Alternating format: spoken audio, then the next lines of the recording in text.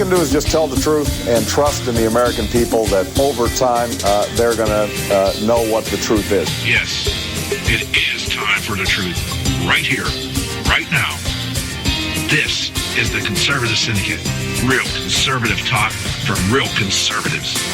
With your host, John Matthews. The latter-day prophet. Baying against the hypocrisies of our time. And Joe Hakos. You want answers. I want the truth. You can't handle the truth. The Conservative Syndicate is comprised of some of the most informed pundits and activists available today. Together, we seek to tear down the imaginary wall, a separation between church and state through education, information, and engagement on the religion of politics and the politics of religion.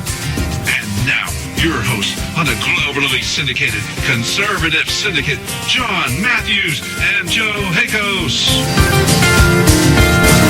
And how are we doing out there all across this great land of ours and around the world? Nationally acclaimed, globally syndicated.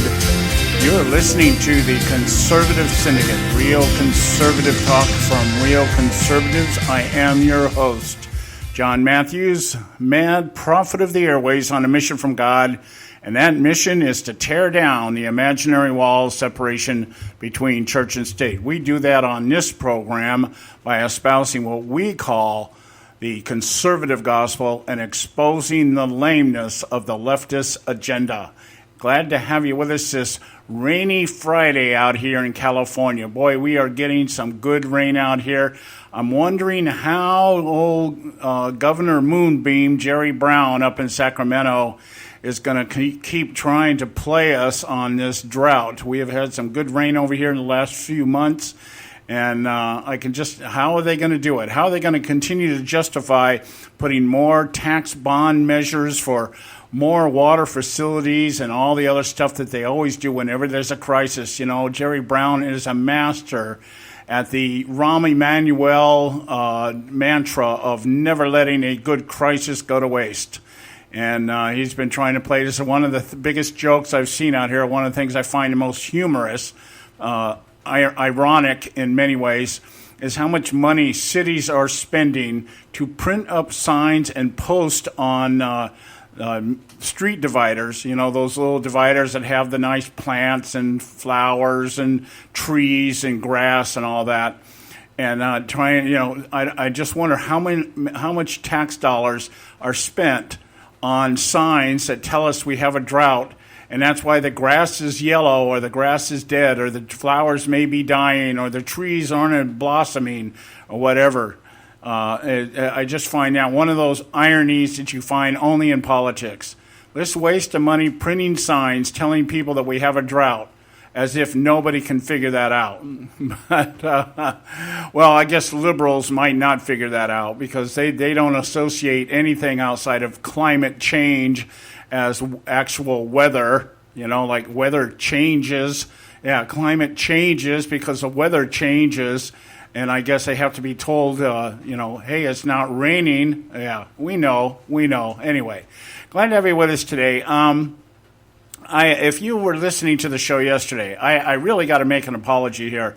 I was not totally just together yesterday. This whole week has been one event after the other that just kind of has thrown me into a mental quagmire. And it's not the thing that it makes it so irritating is that nothing was major. It was just a bunch of minor things that were all hitting and one right after the other, and became a massive distraction. Kept us off the air a couple days this week. And yesterday I was just trying to get my sea legs back, if I could use that phrase. And I just didn't feel at the end of the show that I did anything, that I really accomplished anything. And so if you kind of thought I was, if you were listening for the first time yesterday and thought, does this guy have any clue to what he's saying? I normally do. Yesterday was just an off day. And anyway, that's just what it is.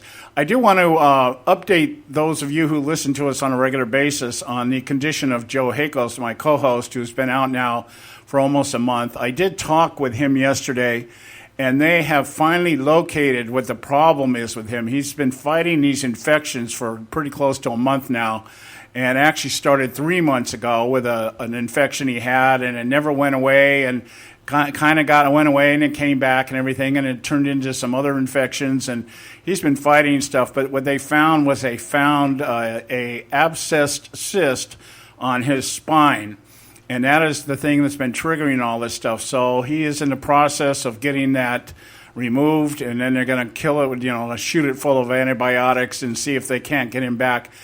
He was sounding very uplifted yesterday, and finally got this thing figured out. They're due to release him from the hospital sometime over the weekend, so let's just keep your prayers up for Joe. He'll be back very, very soon. So, having said that, what are we going to do today? There's some weird things going on out there. I think we're at that point in the GOP primary, at least, that we can kind of begin to see the settling of the levels out there. The levels are starting to settle. I got to be honest and tell you that I thought Ben Carson endorsing Donald Trump today surprised me. I didn't think Carson would actually end up endorsing anybody. I thought he would just kind of hang back and just stay in that little introverted cocoon that he lives in. But anyway, he comes out and endorses Donald Trump, which really kind of, I don't know really how to respond to that, because I thought if there was anybody on the stage that exemplified anything that was the opposite of Donald Trump, it was Ben Carson. So who knows? I guess that old adage, you cannot tell a book by its cover. I wonder what the deal was. I kind of suspect that maybe if Trump wins, we might see Carson somewhere in his cabinet, maybe Health and Human Services or something, the Surgeon General, which wouldn't be a bad choice. It wouldn't be a bad deal. But it was not as surprising, though, as Chris Christie endorsing Donald Trump. That one really threw me. I thought Christie would go with Rubio or maybe even Kasich. But so I'm pretty sure that Christie cut a deal, because Christie is a politician in every sense of the word. So if Trump does end up winning the nomination, don't be surprised if you see Chris Christie as his VP. Or maybe if Trump does get into office, our next Supreme Court justice, something like that. But the Carson thing threw me. Didn't expect Carson to do any. I know he wouldn't endorse Cruz because of what happened in Iowa, but I didn't think he would end up endorsing anybody. So that's kind of threw me for a loop there. Anyway, so what we're going to do today, we started yesterday talking about the Clinton email scandal. I got some more stuff I want to talk about. We're going to take a trip down memory lane tonight with Hillary. 16 of the most prominent scandals. There are many more, but we're going to cover 16 of them, or however many of the 16 we can cover. Just to remind everybody what we're dealing with here in terms of this woman, a long history of corruption and unethical behavior and conduct and influence and everything else. So we're going to talk about that, especially that Loretta Lynch, Attorney General Loretta Lynch, has revealed something that I think a lot of people just went over their heads, but we're going to touch on that in terms of what the FBI investigation is about and who knows what about the investigation.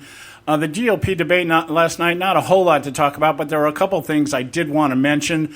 One was the Islamic phobia baiting of Donald Trump last night. By Dana, what's-her-face over at CNN. She kept trying to, pin Donald down as a racist and hater. And then another question that took place last night that I thought I was very curious was the question on Social Security reform.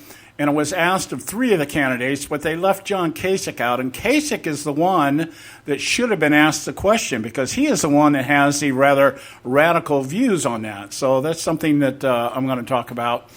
And then we're going to talk a little bit more about what's going on here between now and next Tuesday, when we have the next major primary elections, and we'll talk about that. So just buckle up and get ready for the ride tonight. We're going to run our first commercials here, pay our bills, and then we'll be right back. Stay with us right here at the Conservative Syndicate.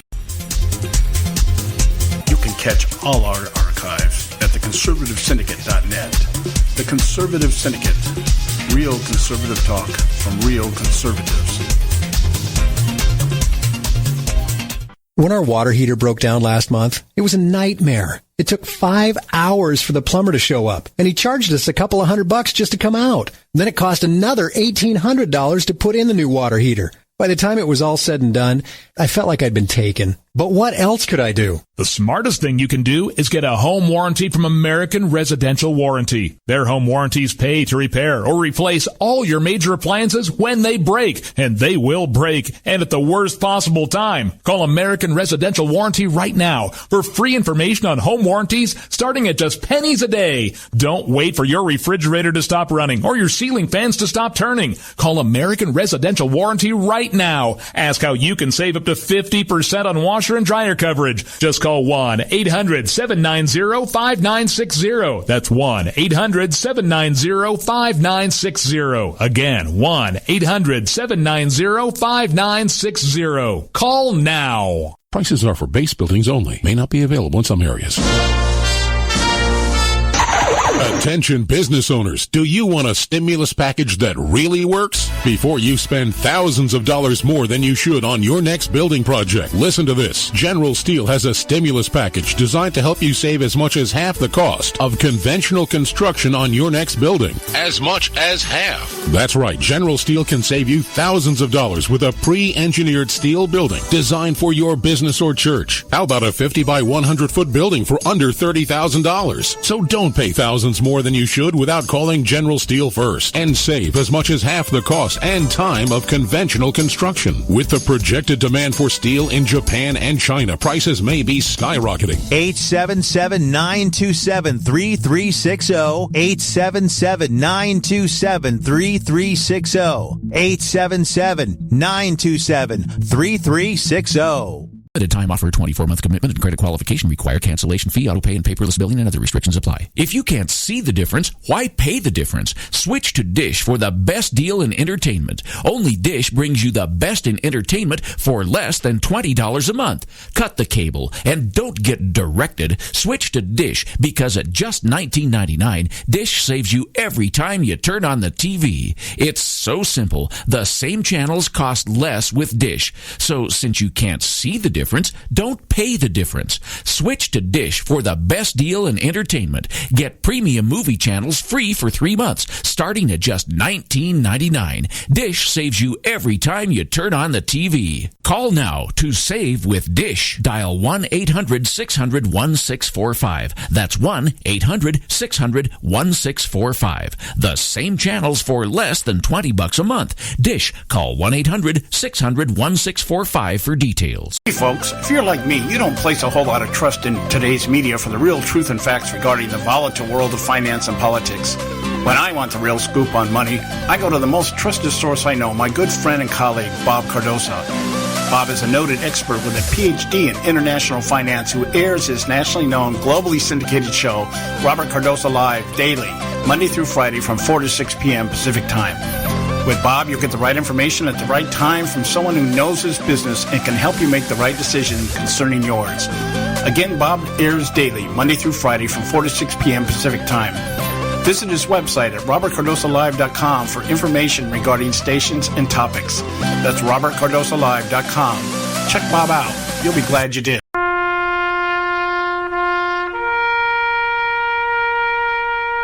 Read something recently worth thinking about. It's the soldier, not the campus organizer, who's given us freedom to demonstrate. It's the soldier, not the reporter, who's given us freedom of the press. It's the soldier, not the poet, who's given us freedom of speech. It's the soldier who serves under the flag, who defends the protesters' right to burn the flag. Isn't it time now to demonstrate that we support our troops? Were it not for the brave, there'd be no land of the free. Fred Thompson's message was brought to you by citizensunited.org.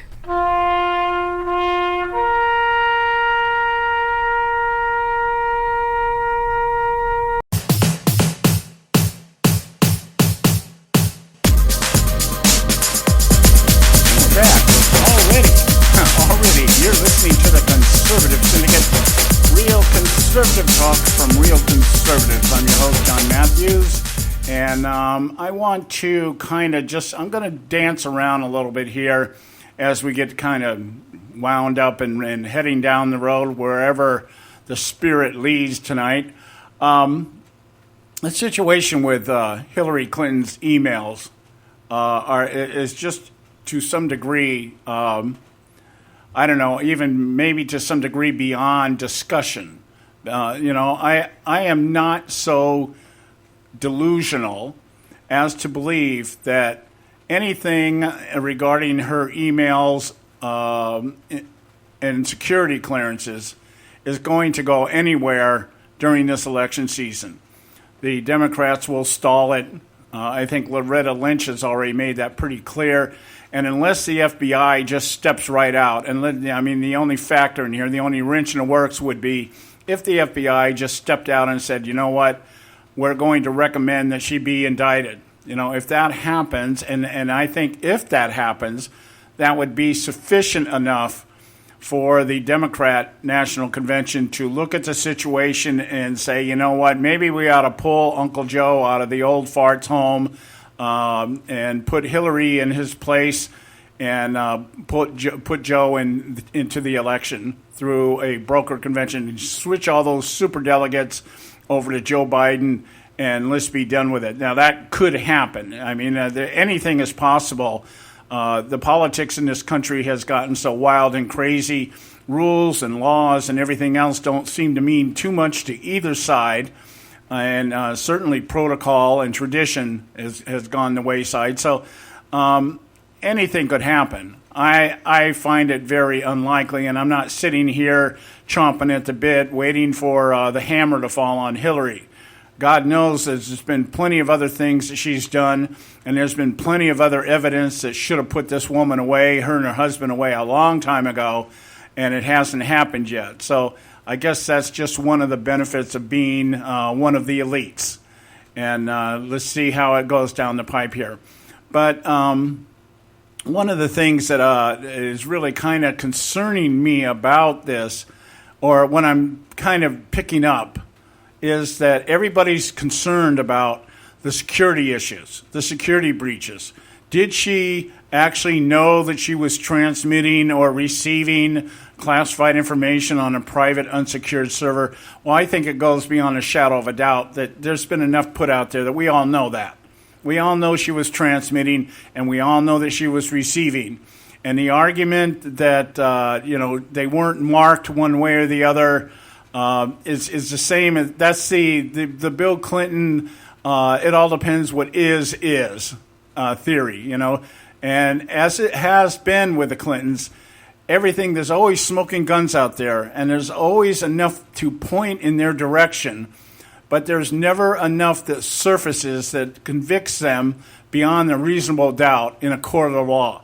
They can't just say, because the argument she's presenting here is what? Nothing was marked classified. Okay, now, I don't know, and it doesn't surprise me that she didn't know or doesn't know how classified information works. That does not surprise me.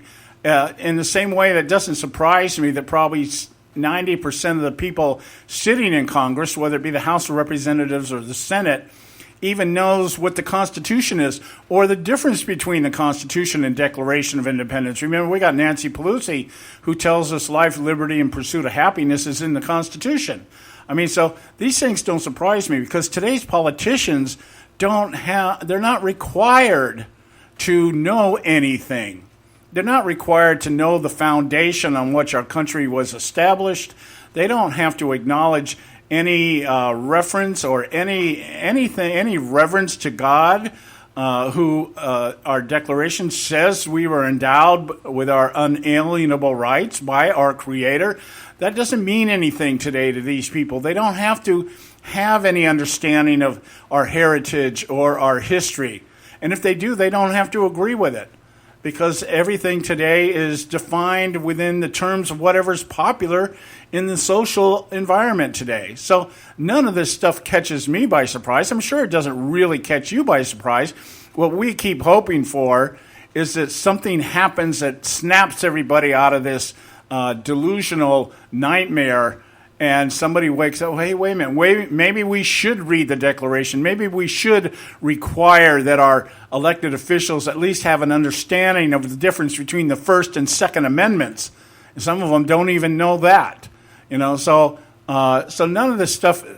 And again, I have to be honest and say this is because probably at least 51% of the electorate out there don't know or doesn't understand the Constitution, doesn't understand the premise of what a republic is, what it was established on, how it's supposed to function, the big narrative. Even conservatives can't really explain to you what conservatism is. They can't define it for you. They've fallen into the narrative that government is supposed to do something. The big argument is, you've got to be able to get something done, when in fact our framers designed our Constitution and our Bill of Rights to limit what government can get involved in. And we've just kind of thrown that by the wayside. I was reading some stuff the other day on how the Supreme Court shifted from a judicial branch into a legislative branch, starting back with Thurgood Marshall was Supreme Court under the Roosevelt administration, and how the whole shift of the Supreme Court went from one of gauging what the Constitution or the constitutionality of something to this progressive ideal that things need to be changed and redefined with the changes in the social makeup of the country. And so the Constitution went from an absolute written in stone and understood by the intent of the framers to just throwing the framers out. There's very few cases anymore that you even hear about in the Supreme Court. Far too many cases going to the Supreme Court that shouldn't be in the Supreme Court to begin with, that have been decided at state level, and now we're taking up Supreme Court just because we don't like the outcome at a state level. And all this stuff, this information, and how the Supreme Court has just become this big bucket which everybody that's pissed off by not getting their way drops into the laps of the Supreme Court justices. And now we have, the 5-4 rule. And our court has been like that for so long, as far back as I can remember. It's been the 5-4 rule. It's going to be what justice is going to swing one way or the other to make on a decision, this kind of thing. So all these things, I look at it and try to keep everything in big picture. And all that, I'm saying all that to say this, because now when we get back to things like the debate that took place last night, probably the sanest debate I've seen probably since maybe the first one. People stayed on substance. Yeah, they threw their little pot shots at each other, but they were delivered within the context of explaining why they were for or against positions on policies and stuff like that. And there was one exchange yesterday that I saw or listened to, two actually, and I'm going to probably talk about those at the bottom of the hour when we go on Bob Cardoso's show at the bottom of the hour here, Robert Cardoso Live, and we spend some time with him, and I'll probably deal with it there. But just kind of jumping back here, this situation with Hillary's emails and whether or not she gets indicted, I don't know. What I am hoping for is that the FBI does step out sometime here in the next month or so and say, you know what, we have looked at our stuff, we've looked at our evidence, we've convened our grand juries, we've talked to her server guy, the techie that took care of her server, and in the process of all this investigation, in terms of security breaches, we're not really going to make a ruling on that because there is so much of the State Department itself is saying, that their system of classifying is messed up. But I think if there is going to be any recommendation for indictment, it will be on political corruption rather than security breaches. Now, I'm going to go later on, I'm going to cover 16 of the most prominent Clinton scandals that we have witnessed over the last 5 decades that she and Bill have been roaming the halls of Congress and in respective state legislative halls. And you'll see that most of these scandals involve some type of corruption. It's not security issues or anything else. There's a couple that deal with some security issues, but most of them are about corruption, either bribery or things that were going on behind closed doors, exerting influence And in some cases, people died because of this stuff. And but again, once again, they have never been able to exclusively say the Clintons were the ones pushing the buttons or they were the ones pulling the strings. And so they've been able to walk away from it, or it's been spun so much out of control that people just kind of throw it in the, oh, that's yesterday's news bin. Politics is corrupt. We know that. The Clintons are no worse than anybody else, all that other stuff. So those things kind of weigh in on me.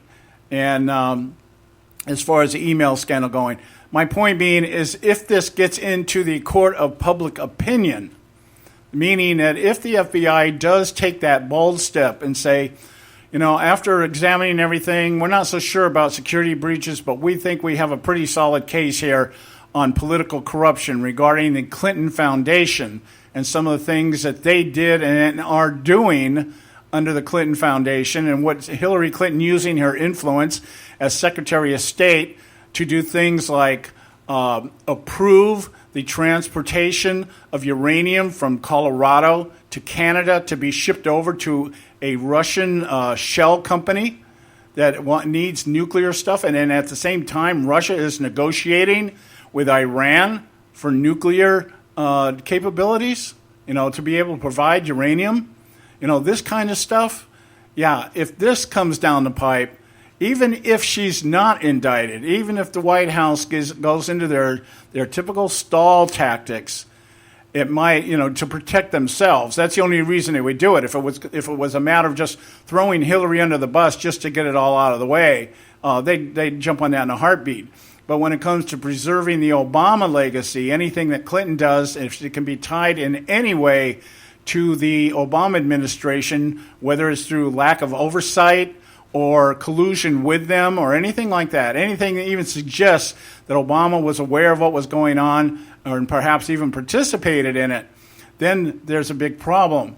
And the White House will go into stall tactics until Obama is gone. And then once he sets up maybe headquarters up there at the United Nations and goes for world dominance, then maybe they could let something like this out of the bag and Clinton would be hammered for it or whatever. But having said all that, it all remains to be seen. So I want to spend some time tonight talking about this situation with her emails. The other thing with the GOP debate, well, like I said, we'll get up here in a few moments here, is the Dana Bash, one of the CNN moderators last night, really tried to drag Trump through the gutter with her questions regarding his stance on Islam.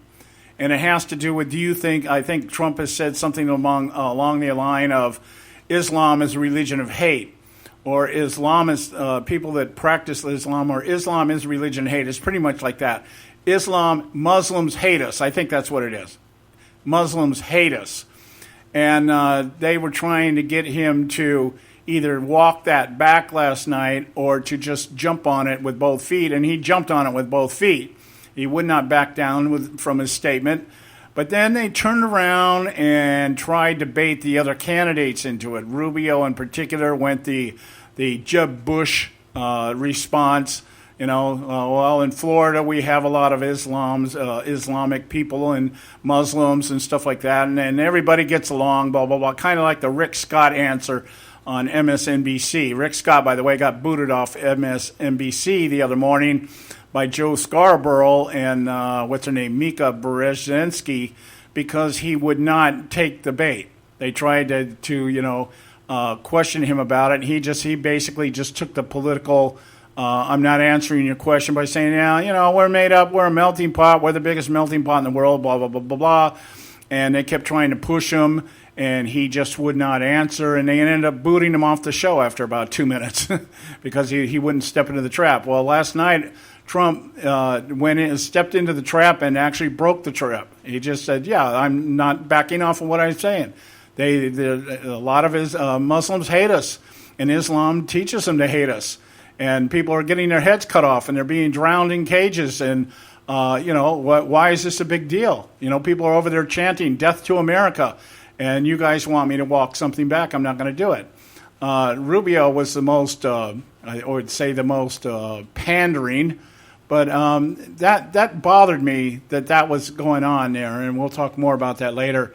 And then, of course, the question with Social Security. That was one that, and I'll explain that later here. But right now, let's go to our breaks. And when we come back, we'll be with Bob Cardoso of Robert Cardoso Live, and we'll get more into detail of this issue. Stay with us right here at the Conservative Syndicate. Don't go away.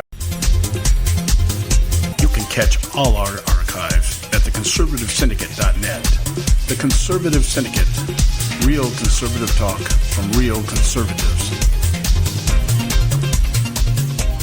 Limited time offer, 24-month commitment and credit qualification require cancellation fee, auto pay, and paperless billing and other restrictions apply. If you can't see the difference, why pay the difference? Switch to Dish for the best deal in entertainment. Only Dish brings you the best in entertainment for less than $20 a month. Cut the cable and don't get directed. Switch to Dish because at just $19.99, Dish saves you every time you turn on the TV. It's so simple. The same channels cost less with Dish. So since you can't see the difference, don't pay the difference. Switch to Dish for the best deal in entertainment. Get premium movie channels free for 3 months, starting at just $19.99. Dish saves you every time you turn on the TV. Call now to save with Dish. Dial 1-800-600-1645. That's 1-800-600-1645. The same channels for less than $20 a month. Dish. Call 1-800-600-1645 for details. Attention taxpayers! If you've received a notice from the IRS or state, do not ignore it. It's also a big mistake to try and handle your tax problem on your own. If you owe back taxes, it's a fact that the government has the power to take everything you own, including your home, business, wages, savings, and your freedom. But here's the good news. There's a special toll-free tax hotline set up especially for you. This tax hotline will tell you about new programs that are geared to help you dramatically settle, reduce, or eliminate what you owe. But you have to call now. Take down this number or put it in your cell phone. But call 866-761-0959. 1-866-761-0959. When you call, you get free information on how you can reduce or eliminate back taxes, including penalties and interest. You can also be helped if you have unfiled returns, a tax lien, wage garnishment, bank levy, or if you've been entered into a payment plan but can't make the payments. Don't make the big mistake in thinking you can ignore or handle your tax problem on your own. You can stop the collection process immediately. Call this special tax hotline today for free info at 1-866-761-0959. That's 1-866-761-0959. 1-866-761-0959. Term life insurance.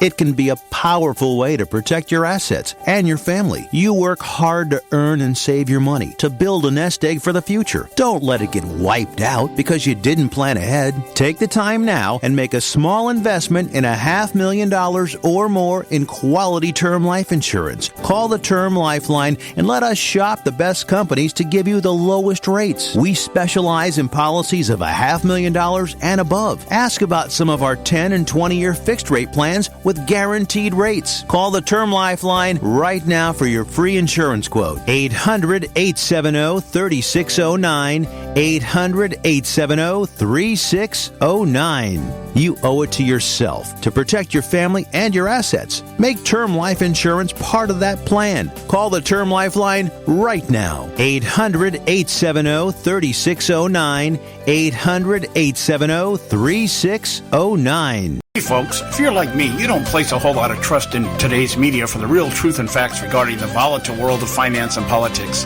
When I want the real scoop on money, I go to the most trusted source I know, my good friend and colleague, Bob Cardoso. Bob is a noted expert with a PhD in international finance who airs his nationally known, globally syndicated show, Robert Cardoso Live, daily, Monday through Friday from 4 to 6 p.m. Pacific Time. With Bob, you'll get the right information at the right time from someone who knows his business and can help you make the right decision concerning yours. Again, Bob airs daily, Monday through Friday from 4 to 6 p.m. Pacific Time. Visit his website at robertcardosolive.com for information regarding stations and topics. That's robertcardosolive.com. Check Bob out. You'll be glad you did.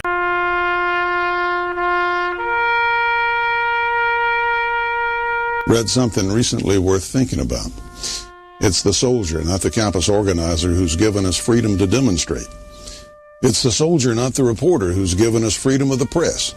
It's the soldier, not the poet, who's given us freedom of speech. It's the soldier who serves under the flag, who defends the protesters' right to burn the flag. Isn't it time now to demonstrate that we support our troops? Were it not for the brave, there'd be no land of the free. Fred Thompson's message was brought to you by CitizensUnited.org.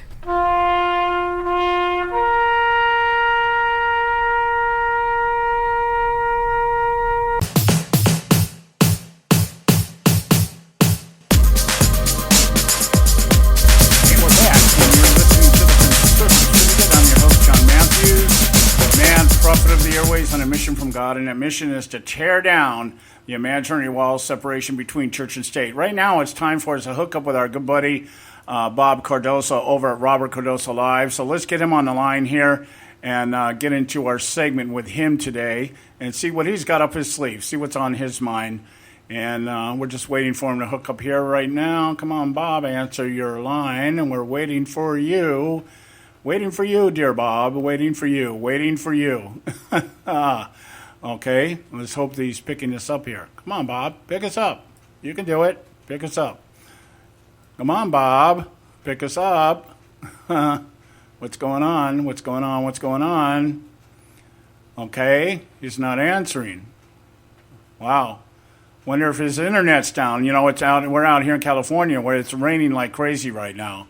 And maybe there's something going on there. All right, there he is. The person whom you're trying to... Let's take that out, and let's call him back. Maybe he was in the middle of his commercials. And let's see if he gets us back on the air here. So, anyway, this happens. This is live radio, folks. This is what happens when you have live radio. Sometimes you try to make connections. You try to do the things that you're supposed to do.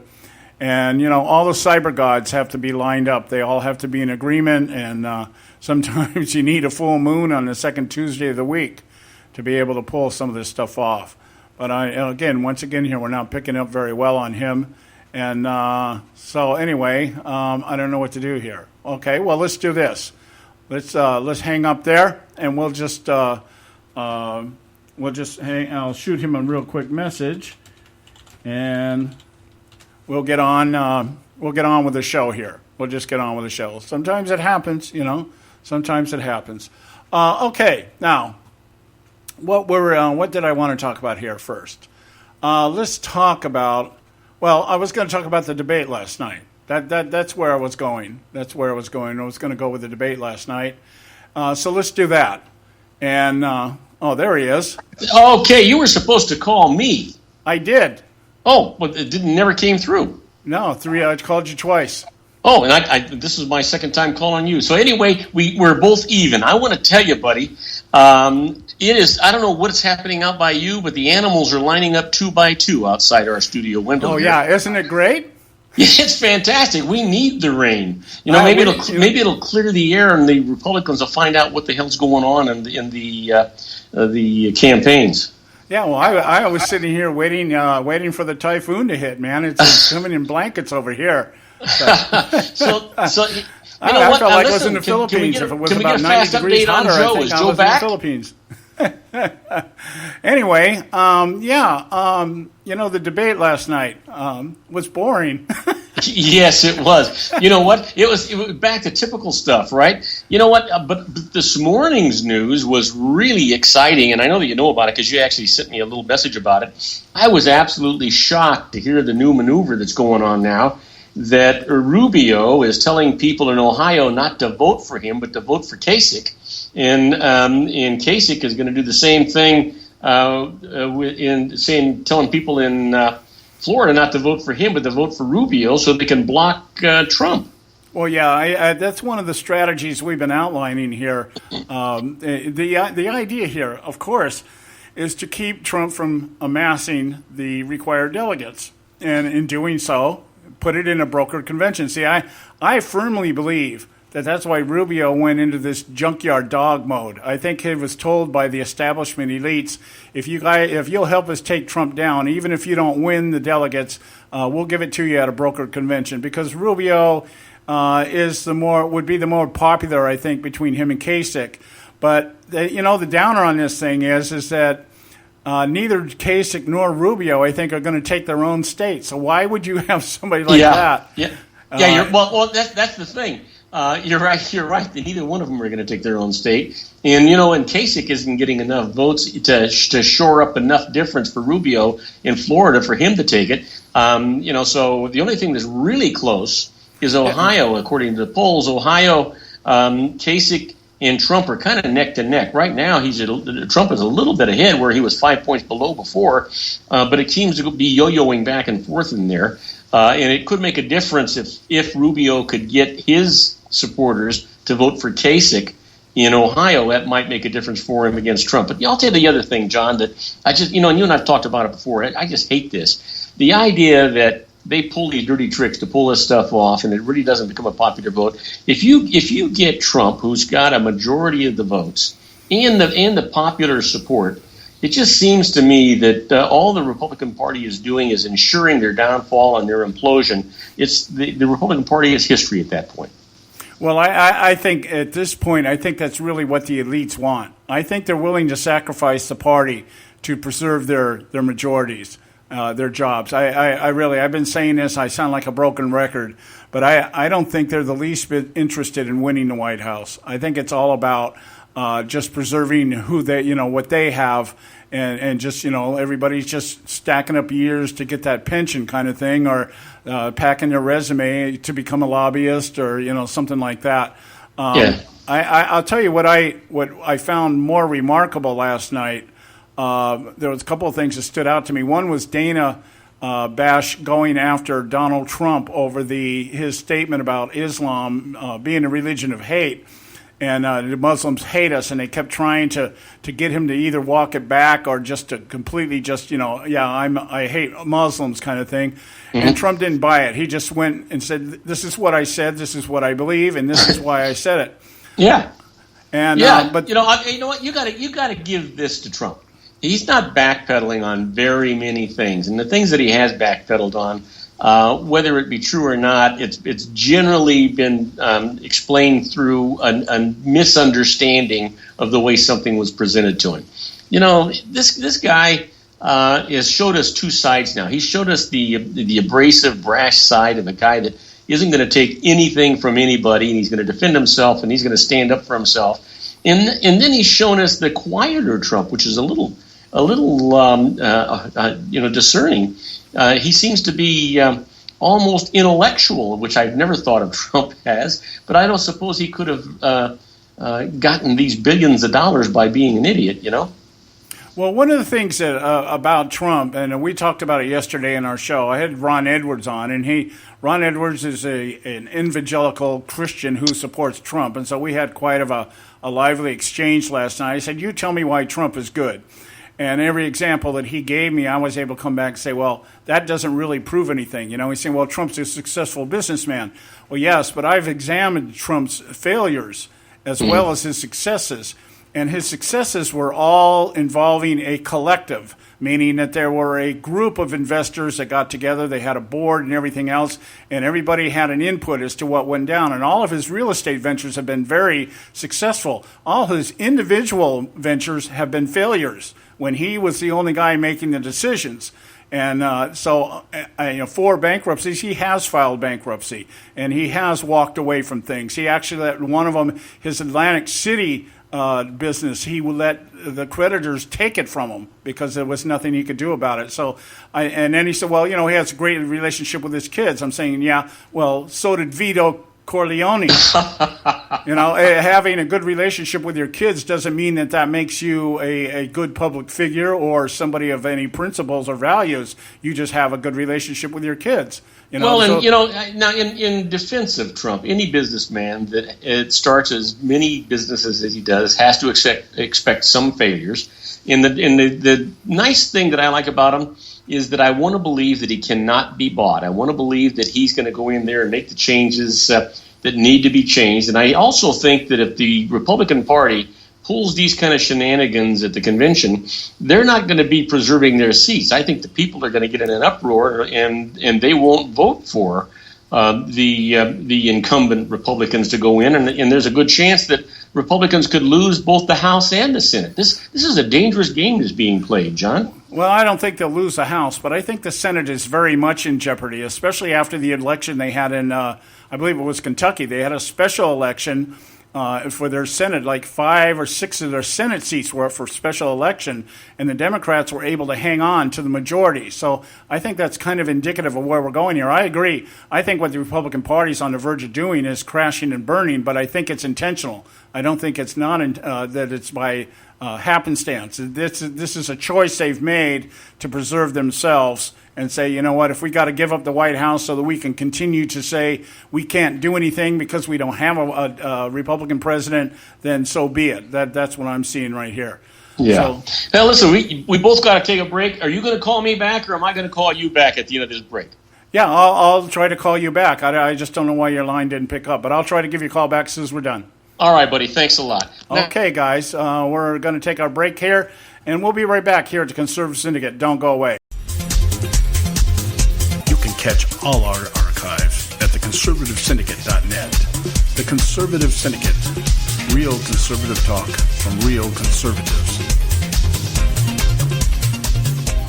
Term life insurance. It can be a powerful way to protect your assets and your family. You work hard to earn and save your money to build a nest egg for the future. Don't let it get wiped out because you didn't plan ahead. Take the time now and make a small investment in $500,000 or more in quality term life insurance. Call the Term Lifeline and let us shop the best companies to give you the lowest rates. We specialize in policies of $500,000 and above. Ask about some of our 10 and 20-year fixed rate plans with guaranteed rates. Call the Term Lifeline right now for your free insurance quote. 800-870-3609. 800-870-3609. You owe it to yourself to protect your family and your assets. Make term life insurance part of that plan. Call the Term Lifeline right now. 800-870-3609. 800-870-3609.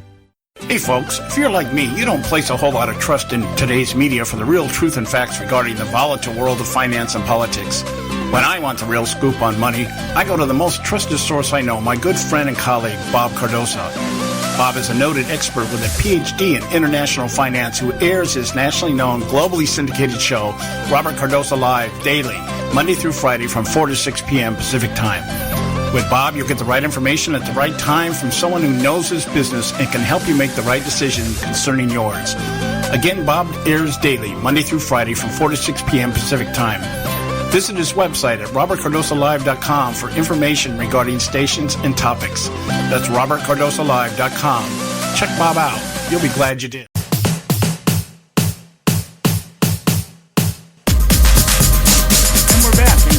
To the Conservative Syndicate, real conservative talk from real conservatives. I'm your host, John Matthews, and let's get hooked back up here with Bob so we can finish our segment with him that we started earlier. And we just Bob and I both simulcast at the same time, so what we try to do is get ourselves hooked up between us using Skype here, and I'm hoping that the forces are working that are working.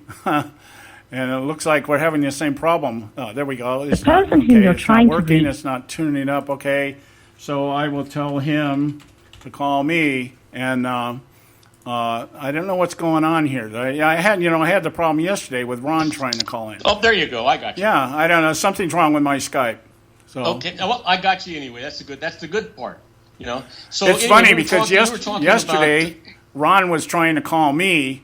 And he couldn't get through. He kept getting a busy signal. Today I'm trying to call you, and you're not picking up the call. Well, actually, I saw you trying to call. I tried to pick up on it, and it wouldn't pick up. And so I decided, well, what the heck? I'll just call you, and that works fine. Well, I'm going to have to check for updates or something here. Something went wrong. Okay. All right.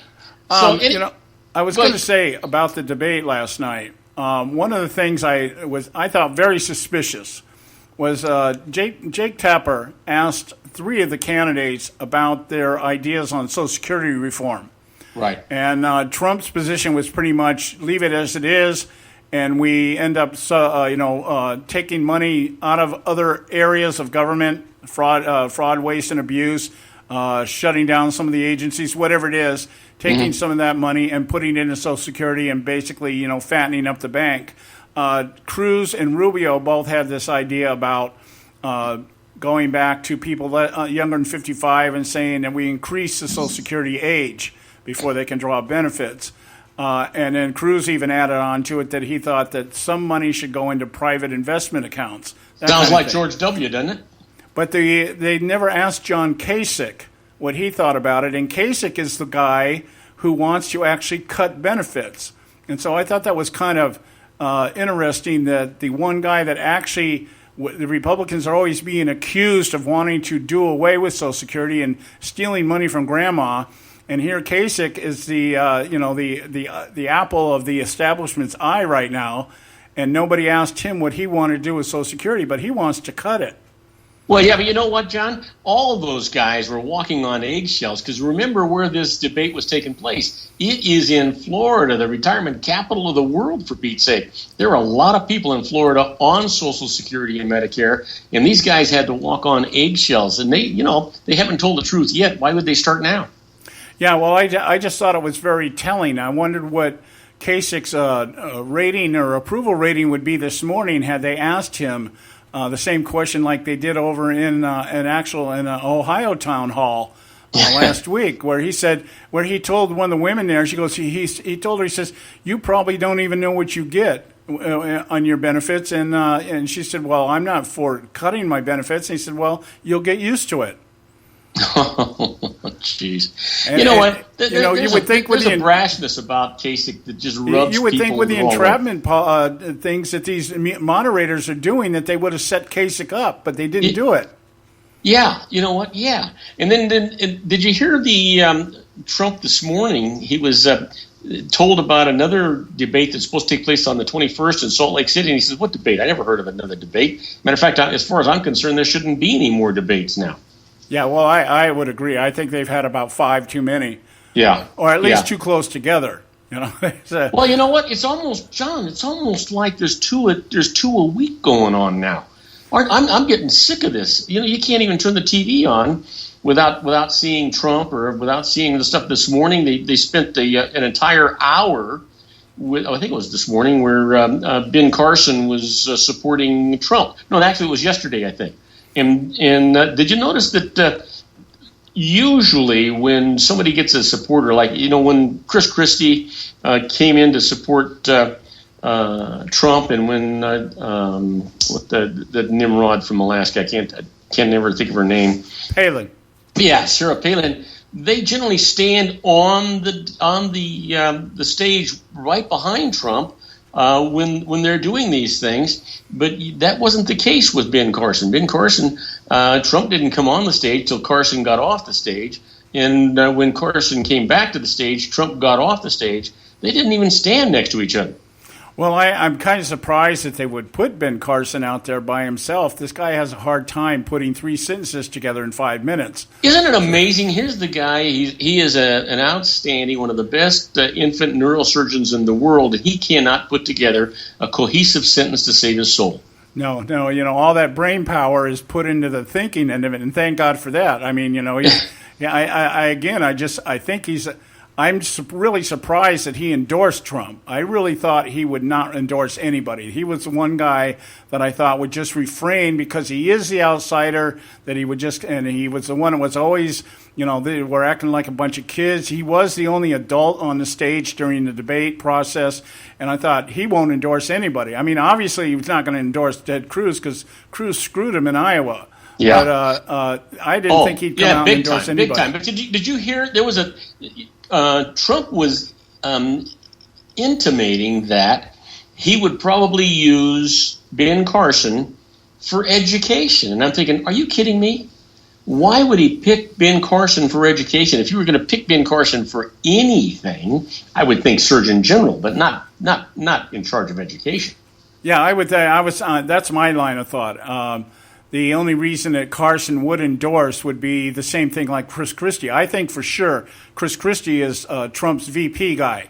And I think Ben Carson, if I was president, I'd definitely want somebody like Ben Carson in my cabinet. I'd put him in charge of Health and Human Services. Yeah, absolutely. Besides, why would you suggest that you're going to put him in charge of education when Education and Commons Core is one of the cabinet positions that you want to dissolve? Well, yeah, that's my thing. I would like, the only one that asked for the position of Department of Education was Carly Fiorina, and she told Ted Cruz, you put me in charge of that and I'll disband it. So. Yeah, just unbelievable stuff going on. I just, I keep turning my head and I think, this is the scariest thing in the world, that one of these 6 people that we're watching is going to be the President of the United States. Just scares me to death. Well, I'll tell you what scares me even more. Well, I can't say even more, but just as much, is the court of public opinion here dealing with Hillary Clinton. Now, I don't expect her to get indicted for anything. Mm-hmm. I'm hoping that the FBI comes out and at least recommends that she be indicted. And I don't think if they do, I don't think she's going to be indicted on emails as in terms of security breaches. I think she's going to be indicted on political and corruption, using her position to make money. And with the Clinton Foundation, there's enough stuff out there that I think that's what the FBI is looking at, not so much her security breaches. But if that happens, if they come out and they say, we recommend an indictment, and even if it doesn't happen, the court of public opinion is going to shift dramatically. That puts, in my opinion, Joe Biden in the race. They're going to draft Joe Biden, use those superdelegates, and pull him into the race. And if that happens, he will win. And if he wins, we're really in trouble. So, that's how I see that playing out on that side. But it all depends on what Charles Krauthammer called the FBI primary. So well, you know what? It's interesting because right now it doesn't appear to me that any of the candidates are running their own campaigns. You know who's running these campaigns? The media. The media is running this whole thing. Well, yeah, that's standard operating procedure here. But I just find it funny that like Hillary just keeps dismissing this indictment thing. This is not going to happen. Not going to happen. Feinstein and Adam Schiff, the two people on the Intelligence Committee, are now saying that it was the Inspector General at the State Department that was at fault for all this. The guy that was appointed by their own president, Barack Obama, is the one in conspiracy with the Republicans to take Hillary down. And they're all looking at the security issue. And the FBI has not informed anybody as to what they're actually investigating. And Loretta Lynch said that at the hearing the other day. Nobody's told the White House or the Clintons or anybody else what they're investigating. And I think it's going to be a rude awakening should it be that they're investigating the corruption aspect of this and not the security issue breaches. And if that's the case, everybody's going to be blindsided. Oh, yeah, absolutely. Hey, listen, we got 10 seconds. Why don't you go ahead and give out some contact information? You just find us at theconservativesyndicate.net, and everything you want to know about the show is there. I'm there, Joe there. Joe is going in for surgery. They finally found out what's wrong with him, and he has to undergo some surgery. They're going to take out a cyst that's on his spine. That's what's causing everything. So, but just go to our website, theconservativesyndicate.net, and you find out everything you want to know about our show. And tell Joe that our prayers are with him, will you please? Will do. All right. Have a great weekend, and we'll talk to you on Monday. Okay. All right. Have a good one. God bless. All right. Okay, guys. We're done with Bob Cardoso over at Robert Cardoso Live. We're coming up on the top of the hour here, and it's time for the Edwards Notebook. When we come back, I'm going to get more into detail as to what I am seeing as far as the Hillary emails, and a little bit more detail on what's going on with the other aspect of this. So stay with us right here at the Conservative Syndicate. Don't go away. For a man who hasn't paid his taxes, Al Windbag Sharpin sure makes a lot of stupid noise. Hello, I'm Ron Edwards. On today's page from the Edwards Notebook, most people who owe at least $5 million in back taxes try to keep a low profile. But thanks to his buddies in government, including the White House occupier, Al Windbag Sharpin is emboldened to loudly spout off some of the dumbest comments in American history. The Reverend Al Sharpton equates the intelligent idea of Congress leaving the decision to vote yea or nay on President Obama's possible choice for the Supreme Court for the next administration with profiling of Obama. Sharpton explained that he sees the racial angle to the debate over the late Supreme Court Justice Antonin Scalia's replacement. What the Reverend Al Sharpton fails to acknowledge is that President Obama has not made one single significant decision that benefits the United States. In fact, the Obama presidency has so damaged America's reputation around the world that our one-time allies no longer view our republic as a leader. powerful or dependable. Yet, our enemies like Iran can depend on this administration bending over to please them. The good news is Reverend Al Sharpton said that he will leave the U.S. if Donald Trump is elected president. Oh, and he can take the suddenly outspoken Mitt Romney with him. Bye now. I'm Ron Edwards. You can catch all our archives at theconservativesyndicate.net. The Conservative Syndicate. Real conservative talk from real conservatives.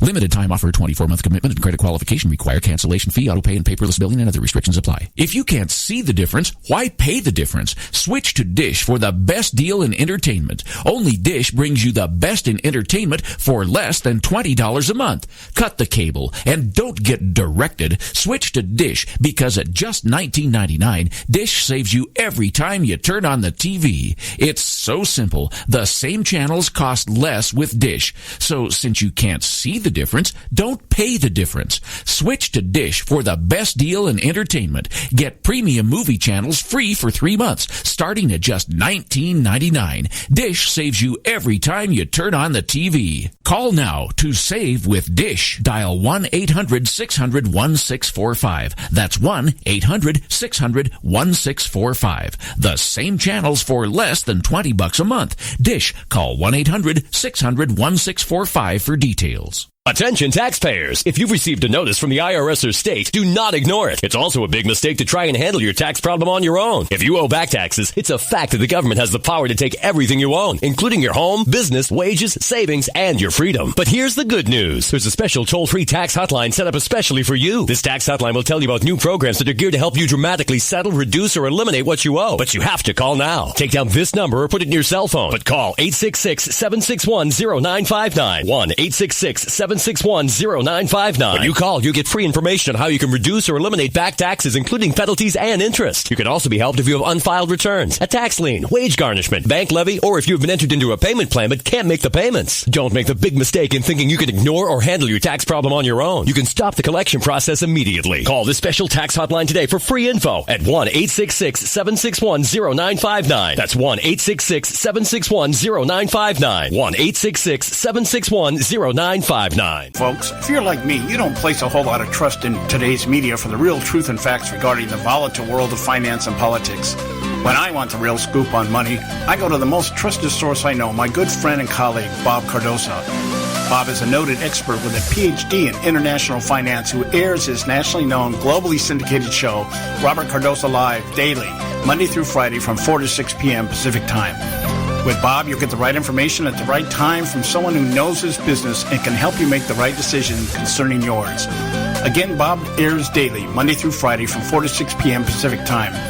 Visit his website at robertcardosolive.com for information regarding stations and topics. That's robertcardosolive.com. Check Bob out. You'll be glad you did.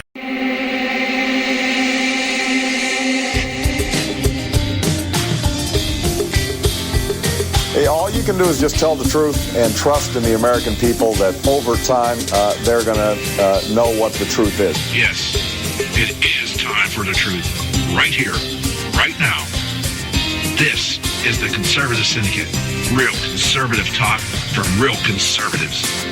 With your host, John Matthews. The latter-day prophet. Theying against the hypocrisies of our time. And Joe Akos. You want answers. I want the truth. You can't handle the truth.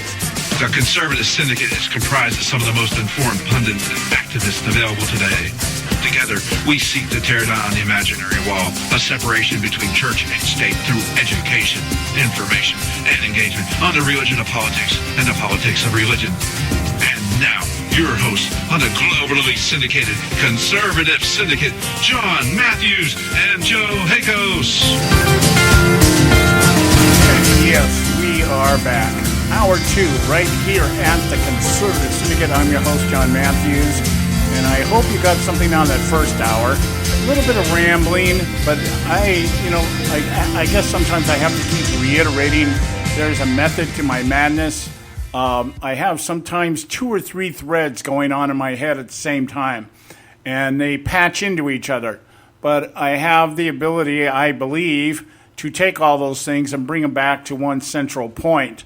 And so if you're patient and just pay attention, you'll eventually understand where I'm going and why I'm going where I'm going. So anyway, I hope you enjoyed the first hour. I did. I enjoyed having my thought process all back in order and being able to carry a coherent thought to the end after such a audaciously weird week in which all the minor things became major things and all the major things disappeared and just fell off the radar. So I'm glad to be back with you here, second hour here at the Conservative Syndicate. I want to get back to something here. I think it's really important here. Let's do it this way. Let me do this. Let's see. This is our short segment, so let's do this. Let's cover this issue that I saw last night on the debate, the GOP debate at CNN. Dana Bash really tried to bait Donald Trump into just basically saying that we should kill all Muslims. I think she was hoping that something would come along that line so that she would have her Megyn Kelly moment. That moment where you can you'll be the headlines for the next week. And everything will be about you. And it didn't really work that way. Trump didn't fall for it. He just stood his ground. Yes, I believe that a lot of Muslims hate us.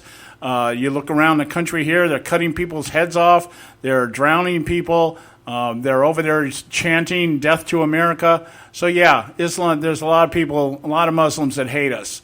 And I think anybody with this IQ of seaweed would know that Trump is not implying that every single Muslim hates us. I mean, if that was the case, truly we'd have a problem with the population that we have over here.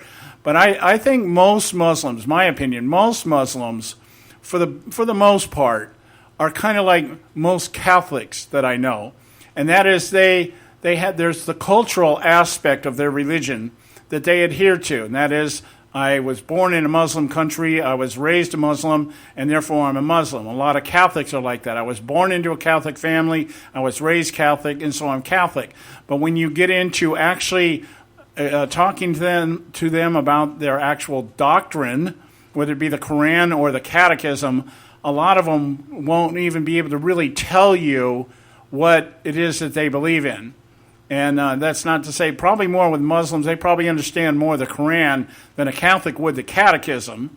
But my point being is that most of it is a cultural identity rather than a theological jihadist type of attitude. And that is, they came to America for the same reason other people come to America, for the opportunity to advance and prosper and provide for their families, and I give them that.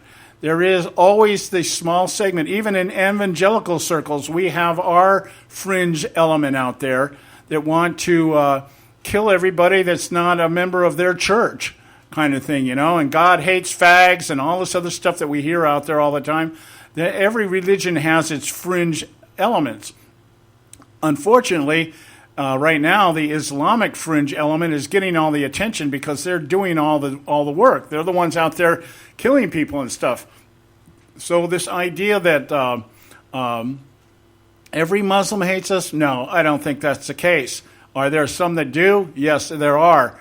Is there enough to make a difference? Yes, there is. Okay, if they're not taken care of, if they're not handled, if we pander politically in the PC way and just say, okay, we don't want to profile anybody that wears a covering on their head or a burqa over their body or whatever. We don't, let's not profile them. Let's look the other way so that we don't look suspicious. We don't want to be suspected of profiling, even though in the back of our mind we're looking at, okay, what's that person got under their burqa, or what are they covering, what are they carrying underneath that hat, that kind of stuff. And to deny that doesn't happen is ludicrous. It's ludicrous. We all know that we have our suspicions. We all know that through the media, we all develop our prejudices and in some cases bigotry, and yes, in some cases even as far as racial or cultural hatred for somebody that doesn't look or act like us. That is a reality. America is a large melting pot. And to simply say that we can all get along and just accept where everybody else is at is unrealistic. Maybe in utopia, where everybody is born and given an immediate lobotomy, and then they just all fall in line and do what they want to do. and that's not the case here. But I thought it was particularly distasteful that they were trying to bait Donald Trump and then turn around and try to bait the other candidates. Again, avoiding John Kasich, I believe. I don't think Kasich was asked the question. I think Rubio was asked and Cruz was asked. And the same thing with Cuba. When they started talking about Cuba, they wanted to get Rubio's position on Cuba and Cruz's. Why? Because they're Cuban. They're of Cuban ancestry. And there, again, was a separation of views. Donald Trump seems to think, hey, yeah, getting back with Cuba is not a bad deal as long as we make the right deal. That's his thing. Yeah, the deal we made with Cuba is crummy. I'm open to making deals with Cuba. See, everything with Trump is a deal. Yeah, I'll make deals. That's Obama's thinking. That's what Obama thinks. We can make deals with everybody. And the deals that we make is we concede everything, and then our enemies love us. That's the thought process. Donald, I don't know what his deals are made of, but he constantly contends that his deals are going to benefit America in terms of profit and prosperity and standing in the world. And that may be the case. It might be the case. I mean, we might be completely wrong here, and if Trump wins the presidency, he might do some good things. I don't think so. I don't think his history supports that. But, I think he's just going to be deal maker par excellence. He'll make deals, sure. And I bet you he benefits from a lot of them, much in the same way that the Clintons benefit from their influence on people through the Clinton Foundation. But back to this Islamic thing. The idea that, it was another type of race baiting. He could have asked, they could have just put in your favorite minority group there, Black Lives Matter or the Hispanic Caucus or anything like that, and you would have seen that it was a race baiting question, trying to do something. And I'm not even so sure it was to crucify Trump as it was to draw the other candidates into it to see if they could get that gotcha moment. That's my point there. But my big thing was not asking John Kasich his position on Social Security reform, because he is the one that really represents the most what's the word I'm thinking of? The largest misrepresentation of what the Republican Party thinks when it comes to Social Security. The argument from the left is always that the Republicans want to do away with Social Security so that the rich can benefit. Cut it so that the rich get to keep their money or whatever, and that's not the case. We got to go to a break. When we come back, I'm going to talk about that a little bit. It's our short segment here. We'll be right back. Stay with us right here at the Conservative Syndicate. Don't go away. You can catch all our archives at theconservativesyndicate.net. The Conservative Syndicate. Real conservative talk from real conservatives.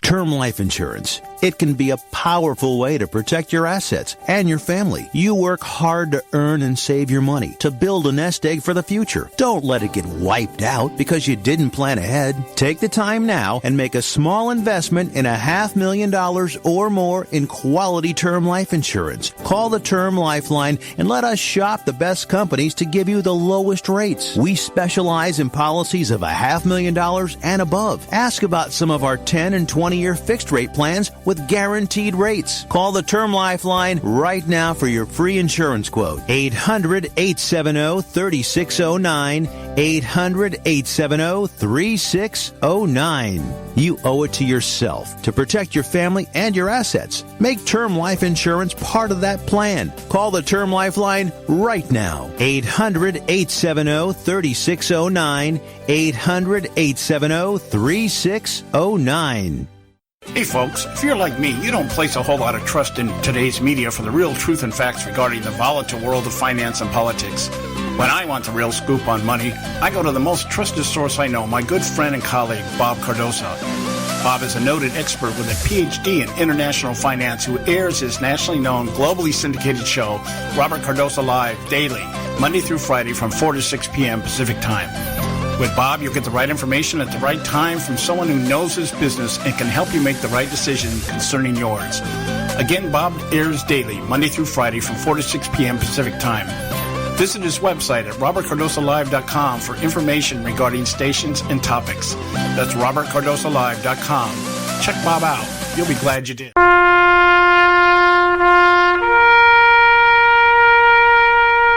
Read something recently worth thinking about.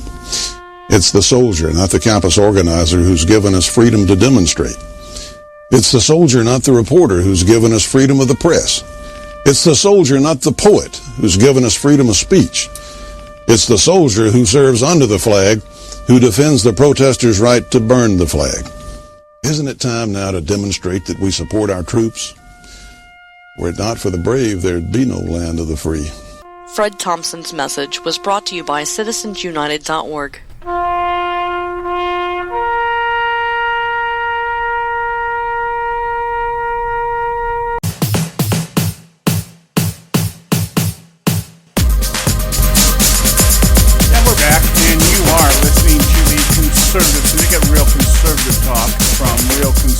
I'm your host, John Matthews, and I'm going to shift gears here because I want to really get this done in the time that we have today. The situation with Hillary's emails. Loretta Lynch, in a hearing the other day, mentioned the fact, in passing, I guess almost in passing, that the White House had not yet been briefed or told anything about what was going on with the FBI investigation regarding Hillary Clinton's private email server. Now, this contradicts what the White House has been putting out there, is that, and Hillary herself has been putting out there, that all this is just a review. It's all about the State Department and the interdepartmental feud over what classifies information and what isn't, and how things are marked, and some things are marked that shouldn't be, some things are marked retroactively, and Hillary never transmitted or received anything that was actually marked, even though we now know from some of the emails that she did, in fact, transmit classified information, that she actually directed some of her people to remove security markings and transmit the stuff on non-secure servers. That she did receive, that her aides have been involved in the transmission, some of these having up to 17 different people being notified and answering and responding and stuff like this. So it's not what it is it comes down to that Bill Clinton idea of what is, meaning it's all how you see it. It's all how you see it. It's all a matter of perception. I haven't done anything wrong because I haven't perceived myself to do anything wrong. And yet I understand, she says, I understand protocol, but I didn't break any protocol. I understand because other people have done what I've done. I mean, all the excuses are out there. But Loretta Lynch threw a wrench in the works the other day by saying that nobody has been really told what's going on with the FBI investigation. And that is what the FBI has said. We're not required to tell people what we are investigating until such time we determine whether there should be charges or not. So here's my thought. With Dianne Feinstein and Adam Schiff, the two members of the Intelligence Committee, senior people on the Intelligence Committee, now out there trying to blame the Inspector General of the State Department for conspiring with Republican senators to take Hillary Clinton down. These are the Inspector General is an Obama appointee, somehow decided he's going to conspire with the Republicans to take down Hillary Clinton.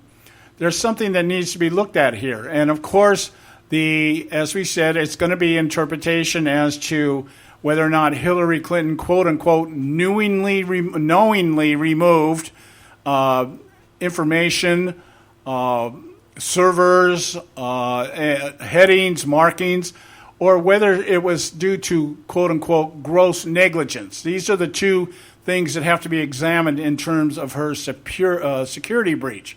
But here's the main thing, is that I happen to believe that what they're investigating is her scandals with the Clinton Foundation and using her position as Secretary of State to make money, large amounts of money.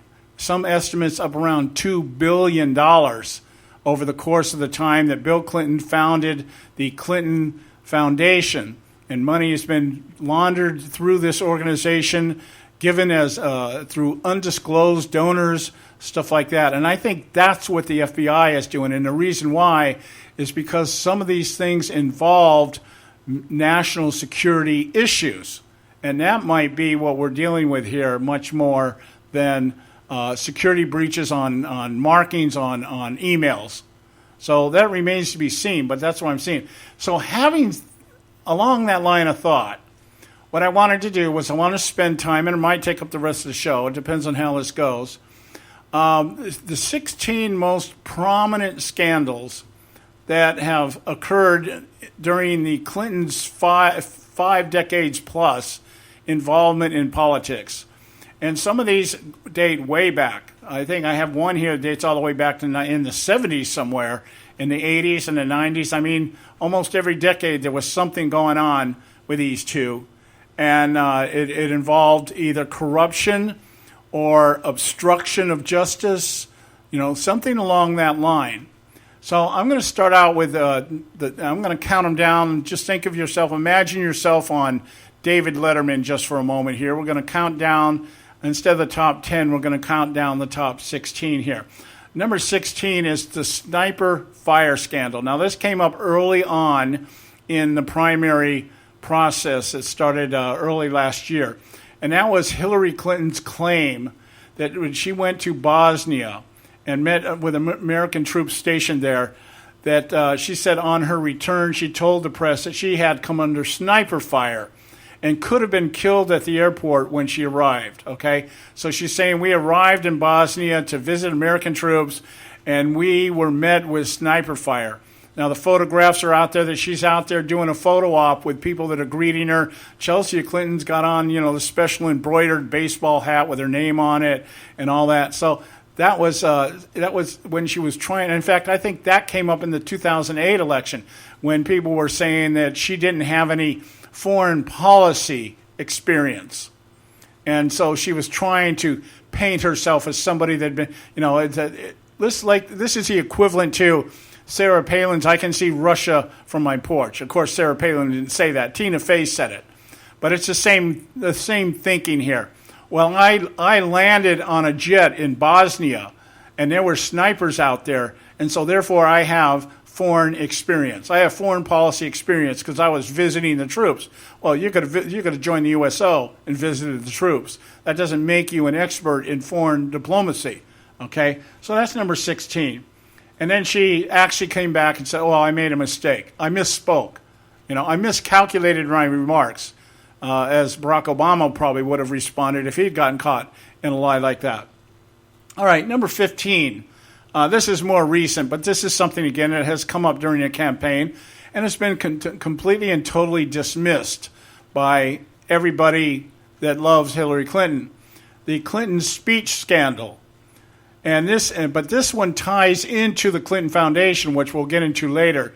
But just in terms of when we talk about this scandal, it's in terms of the amount of money that her and Bill make to give speeches at organizations or universities, wherever it is that people want them to go.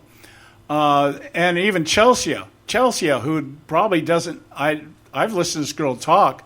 I'm like, what does she even know? This is like, if we looked up the word bimbo, we would see Chelsea's picture there, But it says, it's not Bill who made a packet for giving 45-minute speeches at various institutions, but also daughter Chelsea and, of course, wife Hillary Clinton.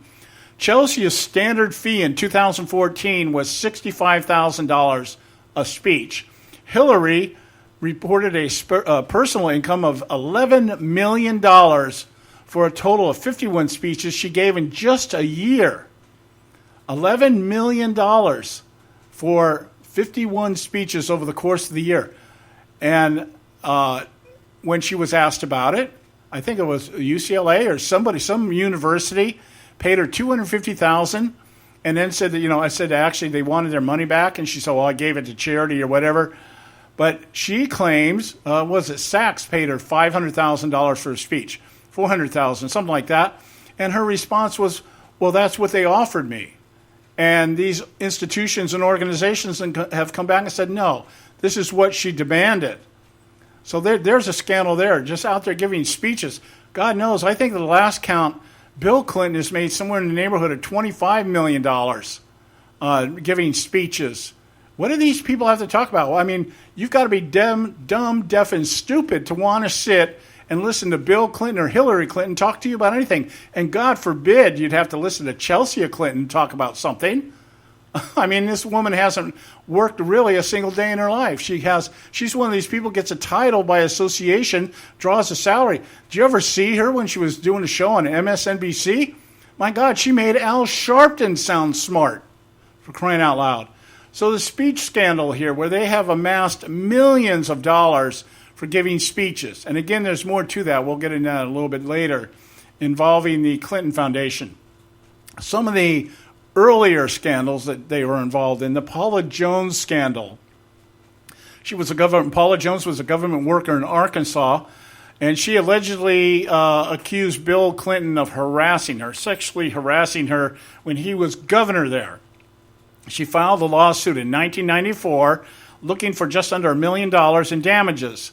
And the case was settled out of court. See, when you have money, you can do that, unless you're Donald Trump. And then what you do, you have money and you drain the other person of all their money, and then they end up walking away from the case, and you can say, hey, nothing was proven. Like Trump University. The people that sued him in the Trump class action lawsuit at Trump University are now wanting to back out. Why? Because they don't have the money to stay in. The thing has been going on for years. Trump's saying another 5 years before they come to a solution.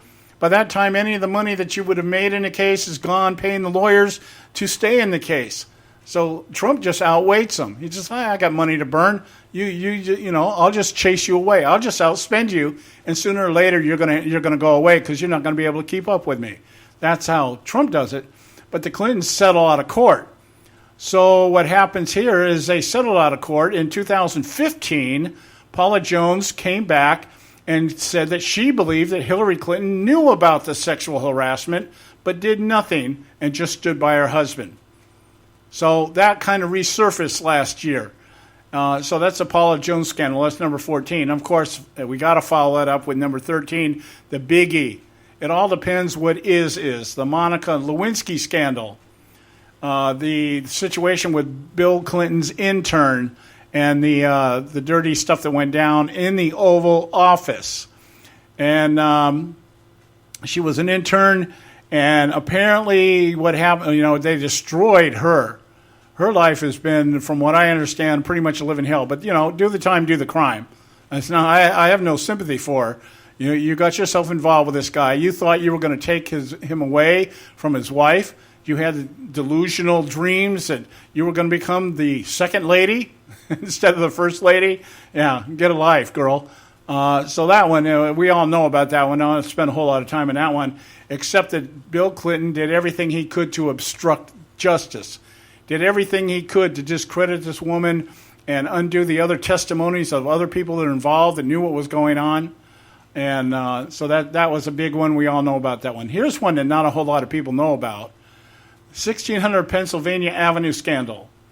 When the Clinton administration handed over the keys to the White House to the incoming Bush administration, allegations of damage, theft, vandalism, and pranks were in abundance. When the Clintons moved from the White House to their New York home, they allegedly took items from the White House, which they shouldn't have, totaling $190,000, and the Clintons eventually returned. No harm, no foul. We stole the stuff, we gave it back to you. But can you imagine, the White House must have been a party house. Vandalism, damage, and theft. Everybody grabbing everything on the way out. You know, there's liberals for you. Redistribution. We're going to take taxpayer dollars in the form of looting the White House as we walk out the door. Nothing ever came of that. It came in and out of the news, 48-hour attention to it, headlines, no investigation, nothing else. Clinton's, hey, okay, you caught us with the stuff, we give it back to you. No harm, no foul. Okay, we'll get up to the next one. The next one is kind of weird. It's happened back in 1970, but we'll do that after the break here. We're coming up on the break, and we'll get on number 11. I'll give you a little teaser here. It has to do with cattle, believe it or not. So stay with us right here at the Conservative Syndicate. Right now, it's time for Moments of Madness. Hey, on Moments of Madness.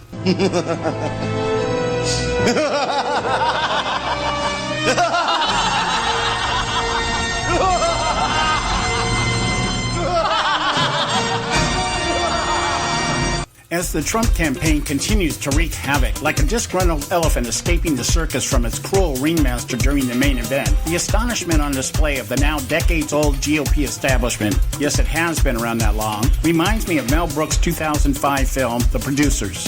If you watch this over-the-top satire that targets the hypocrisy that permeates Hollywood, you'll remember chronically depressed, introverted bookkeeper Leo Bloom, played by Matthew Broderick, who, while looking to escape his mundane 9-to-5 existence as a bookkeeper, teams up with washed-up Broadway producer Max Bialystock, played by Nathan Hall.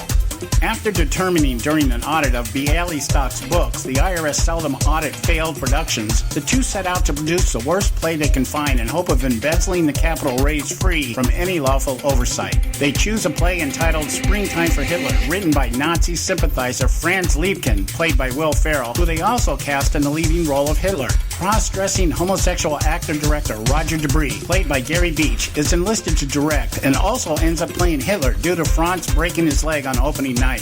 The humorous irony occurs when the play becomes an overnight sensation, placing Bialystock and Bloom in the crosshairs of not only investors but the law.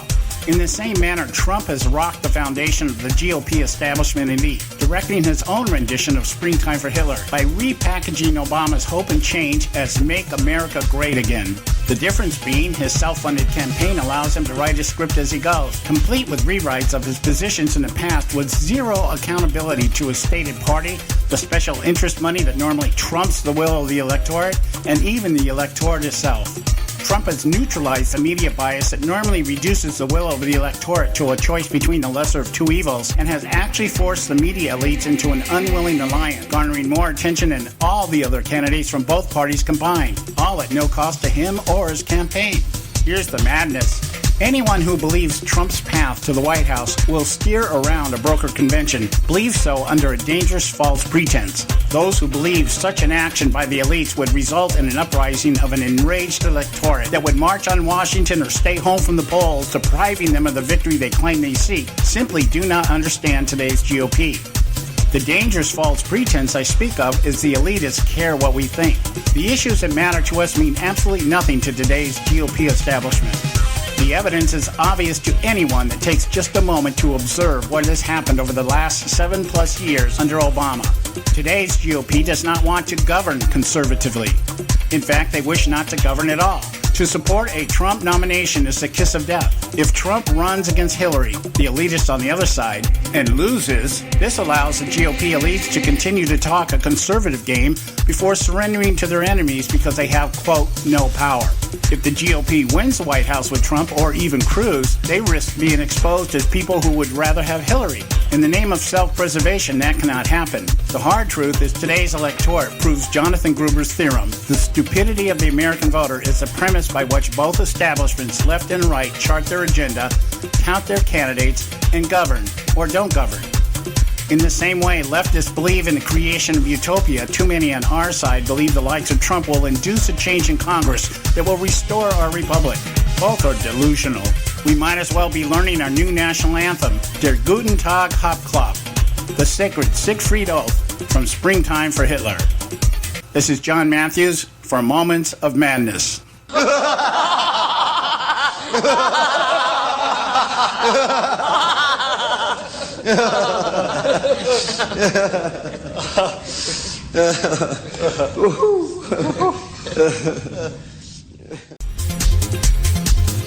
can catch all our archives at theconservativesyndicate.net.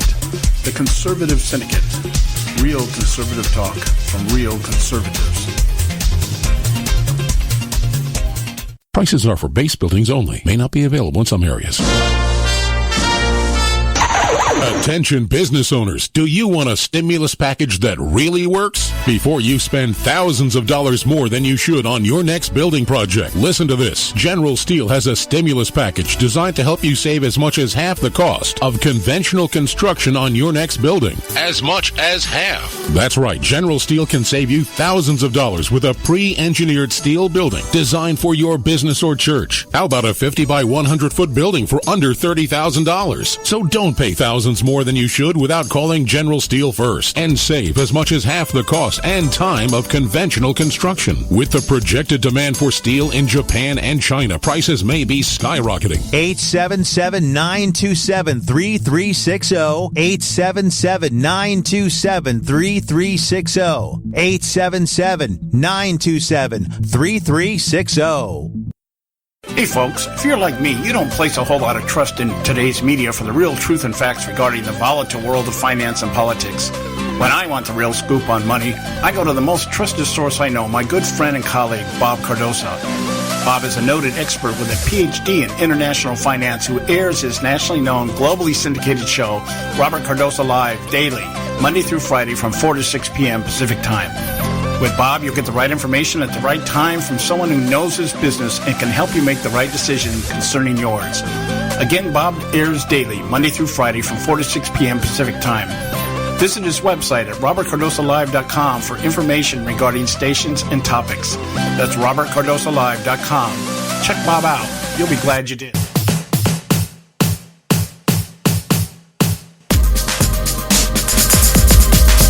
Welcome back. You're listening to the Conservative Syndicate, Real Conservative Talk from Real Conservatives. I'm your host, John Matthews, and Joe Hickles, my co-host, is still on the mend. I guess getting ready to undergo some surgery here, so just keep him in your prayers. He'll be back as soon as he's recovered, and we expect that very soon. Very soon.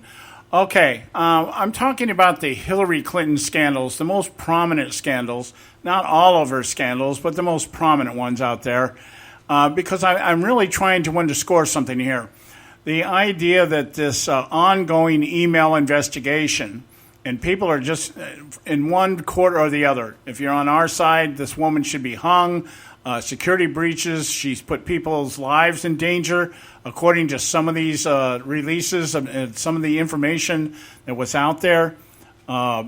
She completely denies any understanding of what born classified means, and denies that she's transmitted or received classified information, even though it has been verified one way or the other. And the question is she going to get indicted? And I'm playing on the side here that I don't think she'll be indicted for the security issues. I think what the FBI is looking at is using her office to influence people and to make money. Political corruption. That is what the FBI said when they were expanding their investigation, that they were looking at the emails in terms of trying to determine political corruption. That's why they've gone after Abedin Huma and Cheryl Mills and Jake Sullivan, some of these people that served high up on her staff. And they're looking at their emails to see what was transpiring, especially since Huma Abedin was serving simultaneously, I think for about a period of 6 months, for the Clinton Foundation and chief of staff for Hillary Clinton while she was Secretary of State. So I think that's what the FBI is after here. And I think if that's the case, and they come out and recommend indictment on political corruption, there'll be a lot of people surprised because everybody's trying to deflect the security markings on emails as the vast right-wing conspiracy. So so I'm just touching on some of these other scandals just to bring it back to everybody's attention within earshot of our show that the Clintons have a long history of scandals. They have a long history of corruption, of using their political influence for their own gain and purpose, and of course to some degree to advance the progressive agenda, but that was always with the end result benefiting themselves much more than even the people they claim progressivism helps. So I'm on number 11 right now. This took place in the 1970s, And Hillary Clinton made a profit of $100,000 trading on cattle futures. And apparently she was in cahoots with somebody at Tyson Foods. Remember, Hillary Clinton was an attorney for a firm, or with a firm, that represented Tyson Foods. And she was dismissed from that firm for unethical conduct. She was caught lying, unethical conduct, and the attorney that headed up that firm dismissed her from the firm because of her unethical conduct.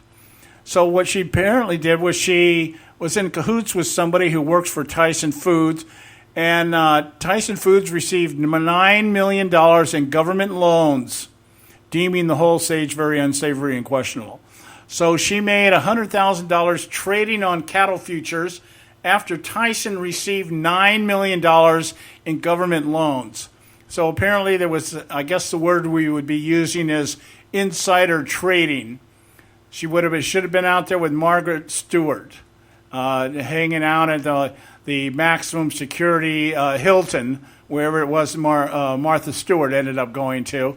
And Hillary Clinton did the same thing in 1970 that Martha Stewart was found guilty of, I guess, a few years ago, 10 years ago, 11 years ago, 20 years ago, I don't know, a while back, and ended up serving prison time for insider trading. Here's one that not a lot of people know about or remember, the George Cabrera scandal. George Cabrera was a supporter of the Democrats in the mid-'90s, and he wrote them a $20,000 personal check. He was seen taking pictures, photo ops, and everything else. However, just a few short months later, Cabrera was arrested in a drug bust in Miami and was given 19 years behind bars. So the Clintons maybe that's where Bill got his Viagra, from George Cabrera, who was a supporter of the Clintons, gave them a $20,000 personal check, and was later busted for drugs in Miami, a drug bust, which means he was busted for probably selling, soliciting, and was given 19 years behind bars. See, the Clintons don't hang out with the cleanest of people. Here we go, the Norman Sue scandal. Here's another one that a lot of people don't know about. Another contributor. Norman Sue was a big contributor and fundraiser for the Democrat Party during Hillary Clinton's presidential campaign in 2008. He was what was known as a bundler. He was the guy that could go out and get a bunch of people to put money together, and then they would bundle it and they would put it into the war chest. He collected contributions to the party from a variety of sources and went a long way to promoting Hillary. When it turned out that Sue was a criminal and a fugitive and had been scamming people and businesses for many years, he was a scam artist, and he turned out to be a bundler for the Hillary Clinton 2008 campaign. And I believe the Clintons got out of that by simply giving the money back or something like that. But nothing was ever made of that. Why? Because the Clintons, I didn't know he was a crook. I didn't know he was a criminal. See, everything the Clintons have their hands in, somehow they're not ever really attached to it or associated with it. That is syndicate thinking. You got to remember, Hillary Clinton came up with the Chicago machine. Bill Clinton's down there with the rednecks down in Arkansas. He has his own thing. But Hillary was raised and mentored through the Chicago political machine, which is always syndicate run, syndicate influenced. And so she understands how to play this game. They understand how to do what they want to do and keep their hands off of it. That is a syndicate trait. You can never trace it. What was the thing with Al Capone? They knew he was a crook. They knew he was a bootlegger. They knew he was shaking people down. They could never prove where the money was at. He had the money, but they could never prove how he and it wasn't until they got him on tax evasion that they were able to stop the guy. If they had not been able to do that, then he would have continued doing what he was doing. See, that's how the Clintons operate. Number 8 on our list here, the Travelgate scandal. The Travelgate scandal took just a few months after Bill Clinton entered the White House. And what happened here was in 1993, 7 White House employees were fired for questionable accounting practices. Hillary knew all about the sudden firings way before they actually happened and may well have had a part in them. So there was a manipulation of the books going on in the travel department for the White House. Gee, I wonder how that worked. Working for the government, I can tell you how it works. You forge and you make up things that you do when you're out on trips, and you get reimbursed for it. You get per diem, and you get travel pay. You get expenses that you don't really incur, but you write them down and you get them back anyways. Apparently, some people were doing that, got caught. It was on the Clintons' watch, and they fired the people, and nothing was said. Nothing more was pursued about it. We got to go to our break, our last break of the day. Stay with us right here, Conservative Syndicate. We got a lot more of these coming up for you. We'll be right back. You can catch all our archives at theconservativesyndicate.net. The Conservative Syndicate. Real conservative talk from real conservatives. Term life insurance. It can be a powerful way to protect your assets and your family. You work hard to earn and save your money to build a nest egg for the future. Don't let it get wiped out because you didn't plan ahead. Take the time now and make a small investment in $500,000 or more in quality term life insurance. Call the Term Lifeline and let us shop the best companies to give you the lowest rates. We specialize in policies of $500,000 and above. Ask about some of our 10 and 20-year fixed rate plans with guaranteed rates. Call the Term Lifeline right now for your free insurance quote. 800-870-3609. 800-870-3609. You owe it to yourself to protect your family and your assets. Make term life insurance part of that plan. Call the Term Lifeline right now. 800-870-3609. 800-870-3609. Hey folks, if you're like me, you don't place a whole lot of trust in today's media for the real truth and facts regarding the volatile world of finance and politics. When I want the real scoop on money, I go to the most trusted source I know, my good friend and colleague, Bob Cardoso. Bob is a noted expert with a PhD in international finance who airs his nationally known, globally syndicated show, Robert Cardoso Live, daily, Monday through Friday from 4 to 6 p.m. Pacific Time. With Bob, you'll get the right information at the right time from someone who knows his business and can help you make the right decision concerning yours. Again, Bob airs daily, Monday through Friday from 4 to 6 p.m. Pacific Time. Visit his website at robertcardosolive.com for information regarding stations and topics. That's robertcardosolive.com. Check Bob out. You'll be glad you did.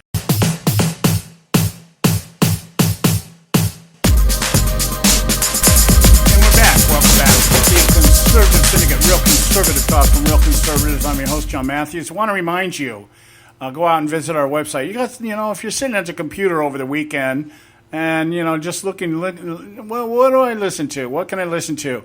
Hey, pick up some of our shows, theconservativesyndicate.net. We've got a whole bunch of them. We've been on the air since 2007.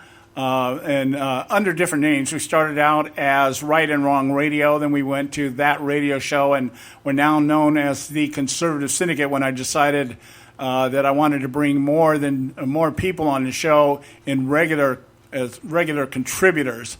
So we changed the name of the show to fit that, theconservativesyndicate.net, and you can find out what you want about our show, pick up our archives, read our blogs.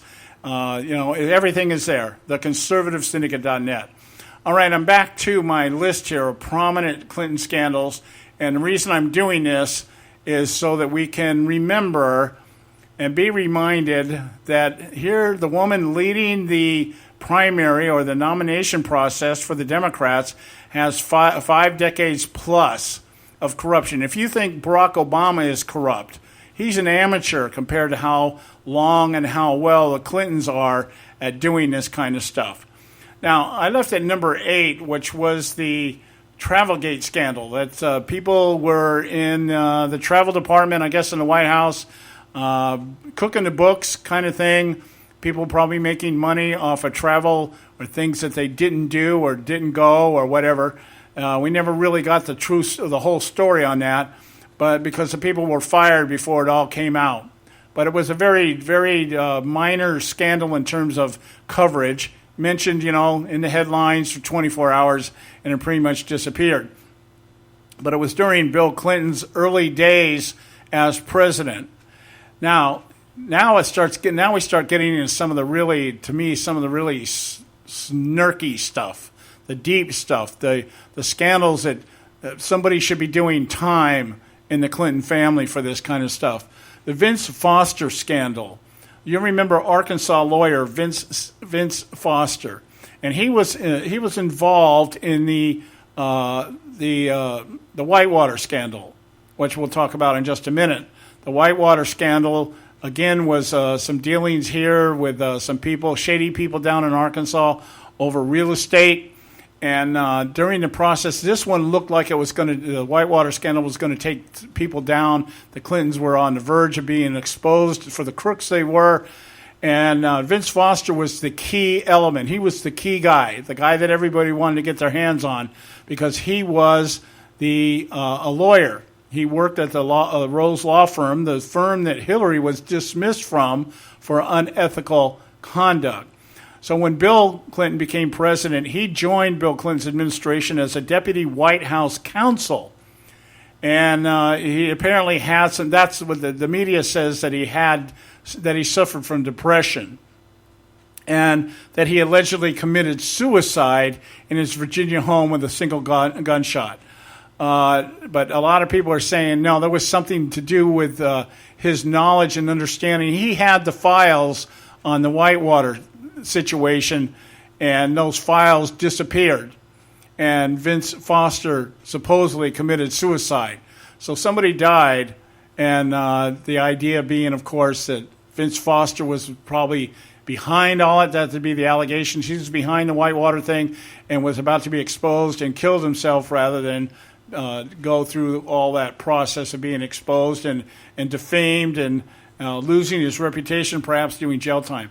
Now, the Whitewater scandal, which is next, is a bunch of scandals that were attributed to the Clintons. They purchased a few hundred acres of land with their personal friends, Jim and Susan McDougal, who, by the way, ended up in prison over this deal. And in the process of that deal failing, many other business deals came out. And this scandal led on to the Lewinsky scandal. So between this time, which is in the 90s, early 90s, leading up to the Lewinsky scandal, this thing was being played out all the time. And for some reason, the Clintons never did time for it. They never got convicted. They never were tried. But the McDougals ended up in prison over this. So I don't know if they just fell on their sword for the Clintons or whatever. But this was the first major scandal that people began to look at. And, of course, Vince Foster was tied to the scandal as one of the attorneys that worked with the McDougals and the Clintons. And now we get into one of the bigger ones here, the Clinton Foundation scandal, which I had mentioned earlier on. The Clinton Foundation scandal, this seems to be one of the biggest fronts that we perhaps have seen in our lifetime. Laundering scheme, a foundation that's out there claiming to helping third world countries recover from poverty and tragedy and climate change and all these other things. Well, this foundation was set up after Bill Clinton left the White House, and it's supposed to be a nonprofit operation, and it's supposed to be dealing with global warming and climate change. You want to know why liberals want climate change to be the accepted dogma of politics? It's because they stand to make a lot of money. We've talked about this on the show several times. Creative destruction. The redistribution of money from one industry to another for the purpose of creating a new class of aristocrats. I'm thinking cartoons here for a minute. Now, the Clintons are being accused of using the foundation to forward their own personal agenda, which is getting rich. And it has culminated in allegations of backhanders and dodgy dealings which prevail to this day. This is what I think the FBI may be looking at. Just give you a couple, real quick, couple of the scandals or a couple of the things that they're looking at. There is a UBS affair, the Clintons and the UBS affair. This UBS affair is a company here. I'm going to scroll down here to my notes here and get to it, and so I can give you the details of that. And let's go down here below the emails. Okay. What it is here is that the IRS was seeking to identify wealthy Americans who had stashed some $20 billion in 52,000 tax-evading UBS accounts over in Switzerland. Okay? And they were trying to uncover these people. the UBS began to donate money to the Clinton Foundation. By this time, Hillary Clinton was Secretary of State. They paid former President Bill Clinton $1.5 million to participate in a series of question and answer sessions with UBS Wealth Management Chief Executive Bob McCann.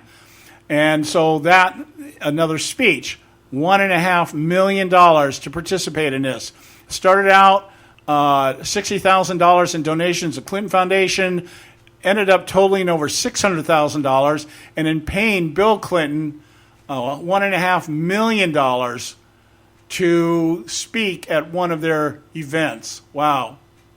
So what they're saying here is that there were donations in reward for the state's intervention. Secretary of State intervened in this investigation by the IRS to go after accounts over in Sweden. Gee, I wonder why they would do that. You know, Mitt Romney apparently has all his accounts in the Cayman Islands. Maybe the Clintons or some of their friends are people that have some of these Swiss bank accounts that have all this, $20 billion in 52,000 accounts. Don't think there were a few of them there that didn't belong to the Clintons. And perhaps the UBS was one of the companies by GBs. Wow. And so Clinton intervened as Secretary of State with the IRS to protect the banking institution UBS over in Switzerland, and ended up making quite a few $1 million off of that. And the contention is that the Clintons violated the U.S. Code 18 and in terms of a bribe. The Clintons were bribed by this large bank, UBS, who apparently uses Swiss bank accounts on behalf of their clients to hide money from being taxed or whatever reason they do it for. Okay? How about this other one here? This is the big one. The Clinton Foundation. This is one I'm hoping this is what the FBI is looking at. Cash flowing into the Clinton Foundation for uranium. Uranium One, which was a company that is a shell company created up in Canada to export uranium from Colorado to Canada to be sold to a black market uranium developer over in Russia. That is a big one, and I'm hoping that's what the FBI is looking at. And money ended up going into, I think, between donors, speeches, and everything else, well over $20 million has made its way into the Clinton Foundation in one form or another. That's just a few of them. Now I'm out of time here, and now I still had a few more to go, but you know, you'll get the drift of what I'm saying here, and we can always look at this again next week if we have the time. Anyway, we're done for the week. We'll be back on Monday, 3 o'clock out here in the West Coast, 6 o'clock on the East Coast. I want to thank you all again for your loyalty and, in some cases, just putting up with me. And we love you, and we'll talk to you on Monday. It's Friday, so we're going to do our special closing here. Raise them up, Lord. God bless you all. We'll talk to you on. Guide me to who you want me to help. Raise up more that will call upon your name. Raise up those that love you and seek you and trust you. Raise them up, Lord. Raise them up. Lord, we need a generation of believers who are not ashamed of the gospel.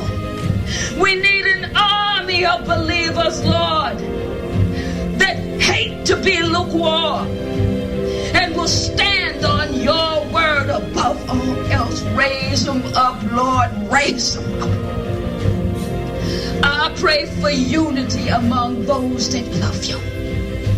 I pray that you open their eyes so that they can see your truth, Lord. I pray for your hand of protection and guidance.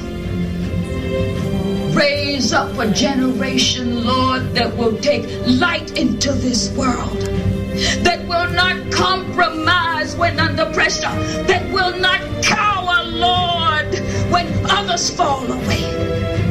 Raise them up, Lord, that they will proclaim that there is salvation in the name of Jesus Christ.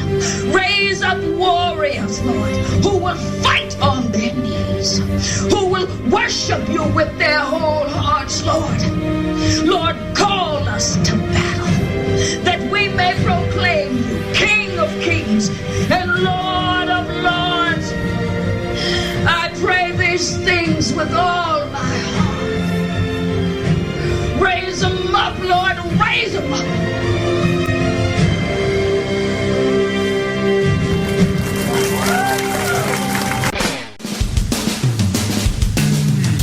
Thanks for tuning in to this edition of the Conservative Syndicate, the globally syndicated, politically incorrect talk show that seeks to tear down the imaginary wall of separation between church and state. We want to make you aware you can find and access all of our show archives at our website, theconservativesyndicate.net, as well as our broadcast stations and times.